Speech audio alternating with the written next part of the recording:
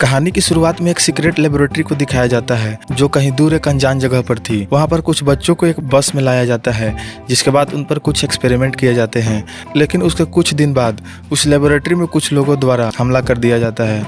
वहां पर मौजूद सारे लोग मार दिए जाते हैं। उस हमले में एक लड़की बचती है जिसका नाम सिंथिया था। वो उस लैब से बाहर आती है। प्रतीत होता है कि उसे कोई चोट नहीं लगी है। वो खून से लथपथ और असीम शक्तियों के साथ बर्फ से घिरी हुई उस सुनसान जगह पर निकल पड़ती है। सिंथिया बाहरी दुनिया से अनजान एक रोड पर पहुंचती है जहां पर उसे कुछ लोग पकड़ लेते हैं और वैन में ले जाने लगते हैं। उन्होंने उस वैन में एक और लड़की को पकड़ा था जिसका नाम यूंगी था। अब वो लोग सिंथिया को डराने की कोशिश करने लगते हैं, लेकिन सिंथिया एक झटके में सबको मार देती है सिवाय उस लड़की के। इसके बाद सिंथिया बेहोश हो जाती है, इसीलिए वो लड़की एक डॉक्टर को बुलाती है और फिर वो लोग वहां से निकल जाते हैं।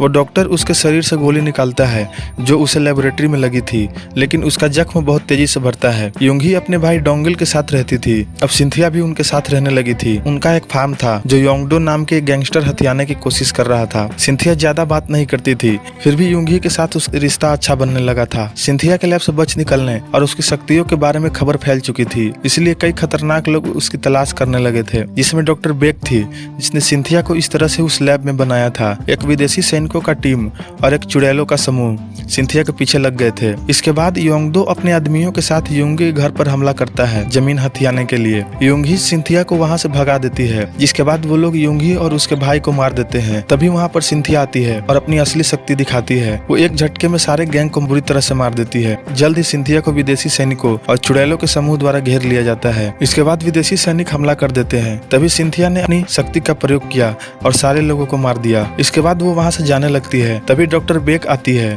और एक सच्चाई का खुलासा करती है कि तुम एक ऐसे इंसान हो जिसे हमने अब तक का सबसे शक्तिशाली विच बनाया है। तुम्हें आर्क 1 डॉटम पॉइंट के नाम से जाना जाता है और तुम्हारी शक्तियां अभी भी जागृत हो रही है और तुम अब तक के सबसे शक्तिशाली विच हो। वो बताती है कि इन सब घटनाओं के पीछे मेरी जुड़वा बहन है। इसके बाद सिंथिया अपने दोस्तों की यादों को लेकर वहां से चली जाती है और कहानी यहीं पर खत्म होती है।